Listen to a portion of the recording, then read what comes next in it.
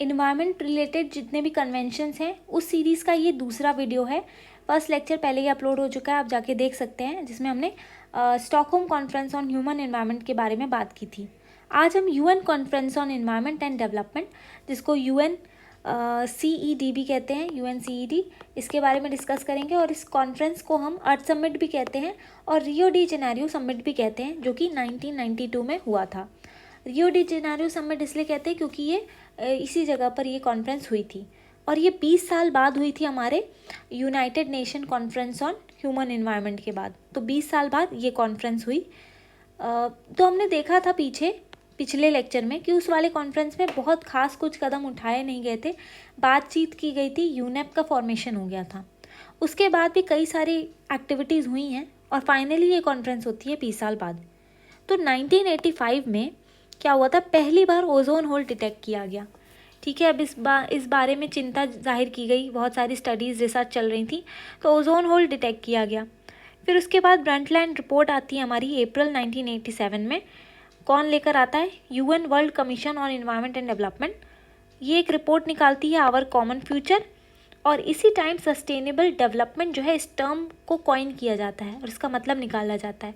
एक ऐसी डेवलपमेंट जहाँ पर हम प्रेजेंट नीड्स को देख रहे हैं, फुलफिल कर रहे हैं, लेकिन एक ऐसा अप्रोच फॉलो करें कि आगे चल के जो फ्यूचर जनरेशन्स हैं उनके लिए भी किसी भी रिसोर्सेज की कमी ना हो। तो प्रेजेंट नीड्स को भी देखें, साथ ही साथ फ्यूचर में आने वाली जो जनरेशन्स हैं उनके बारे में भी सोचते हुए चलें। ऐसी डेवलपमेंट को ही हम सस्टेनेबल डेवलपमेंट कहते हैं। तो इसका कॉन्सेप्ट आ चुका था इस समिट के पहले। अब ये समिट होती है हमारी रियो डी जेनेरियो में, होती है ब्राज़ील में, 3 से 14 जून 1992 में। और 20वीं सालगिरह होती है first human environment conference in Stockholm, Sweden, जो कि 1972 में हुई थी। तो इस कॉन्फ्रेंस में जो है political leader, diplomat, scientist, media और NGOs जो हैं 179 कंट्रीज़ ने, इन लोगों ने पार्टिसिपेट किया था। आउटकम्स क्या क्या निकले थे, सबसे पहला तो जो मेजर रिजल्ट था वो था एजेंडा 21। ये क्या था, एक एक्शन कॉल था for new strategies to invest in the future to achieve overall sustainable development in the 21st century. तो 21st सेंचुरी जिसमें हम आने वाले थे, उस सेंचुरी में सस्टेनेबल डेवलपमेंट कैसे हो, ये एजेंडा 21 उसी के बारे में बात कर रहा था। उसके बाद और भी सारे अचीवमेंट थे, जिसमें से कि रियो डिक्लेरेशन और उसके 27 यूनिवर्सल प्रिंसिपल। और सबसे बड़ी चीज़ कि इसमें 3 कन्वेंशंस हमारे मेजर आए थे। पहले तो UNFCCC यानी United nation framework convention on climate change, फिर कन्वेंशन ऑन बायोलॉजिकल डाइवर्सिटी और प्रिंसिपल्स ऑफ फॉरेस्ट मैनेजमेंट। साथ ही साथ हमारा डेजर्ट वाला कन्वेंशन भी आया था, United Nation convention to combat desertification. फिर उसके बाद अर्थ समिट के बाद से ही, इसी ने अर्थ समिट के बाद ही कमीशन ऑन सस्टेनेबल डेवलपमेंट का भी फॉर्मेशन हुआ था, जिसकी first world conference on sustainable development of small island developing states हुई थी 1994 में। ठीक है, तो ये चीज़ हुई थी इस कॉन्फ्रेंस में। और अर्थ समिट में यहाँ देख सकते हैं रियो डी जेनेरियो में 1992 में हुई थी। 3 कन्वेंशंस आए थे सामने, कौन से, United nation framework convention on climate change, convention on biological diversity और UN framework convention on desertification, और एजेंडा 21 जिसमें हमने सस्टेनेबल डेवलपमेंट की बात की थी। और एजेंडा 21 को हम आज इसी लेक्चर में कवर करेंगे। बाकी के जो 3 कन्वेंशन हैं इनको हम सेपरेट लेक्चर्स में अलग अलग स्टडी करेंगे। तो एजेंडा 21 जैसा कि हमने देखा कि एक कॉम्प्रिहेंसिव प्लान ऑफ एक्शन है, जो कि लिया जाएगा globally, nationally, locally by the organization of United Nation system, government and some major group in every area in which human impacts on the environment. जहाँ जहाँ इम्पैक्ट हो रहा है, ह्यूमन इम्पैक्ट हो रहा है इन्वायरमेंट के ऊपर, वहाँ किस तरीके से एक्शन लिए जाएंगे ताकि सस्टेनेबल डेवलपमेंट हो सके हमारा 21st सेंचुरी में। तो एजेंडा 21 हमारा इसी बारे में बात करता है। अब ये agenda 21, the Rio declaration on environment and development and the statement of principle for sustainable management of forest, ये तीनों ही चीज़ कब 178 गवर्नमेंट ने अडॉप्ट किया था। ठीक है, इसी कॉन्फ्रेंस के अंदर जो हमारी अर्थ समिट हुई थी, तो 178 गवर्नमेंट ने उसी टाइम एजेंडा 21 को अपना लिया था, अडॉप्ट कर लिया था। अब ये एजेंडा 21 की शॉर्ट में बात करें तो ये लीगली नॉन बाइंडिंग होता है। ठीक है, बाइंडिंग नहीं है कि इसको गवर्नमेंट को पूरा ही करना है, वॉलंटरी है, मतलब जो भी चाहे, जो भी कंट्री चाहे इसको अडॉप्ट कर सकती है, और वॉलंटरी इम्प्लीमेंटेड प्लान है सस्टेनेबल डेवलपमेंट को लेकर। उसके बाद अगर डिटेल्स की बात करें तो जो हमारा कन्वेंशन था, जो अर्थ समिट जो हुई थी, उसमें जितने भी कन्वेंशन, प्रिंसिपल्स और डिक्लेरेशन सामने आए थे, तो अर्थ समिट गाइडलाइंस प्रोवाइड करती है कि कैसे पॉवर्टी, हंगर, रिसोर्स कंजम्पशन और इकोसिस्टम के डिटेरियोरेशन को हम डील कर सकें। और एजेंडा 21 क्या करता है, एक फॉर्मेट प्रोवाइड करता है कि हम ये सारी चीज़ें करेंगे कैसे, एक डिटेल एक्शन प्लान लेकर आता है, टारगेट्स बनाता है, ठीक है। उसके बाद हम कह सकते हैं कि ये सस्टेनेबिलिटी का ब्लूप्रिंट है 21st सेंचुरी के लिए।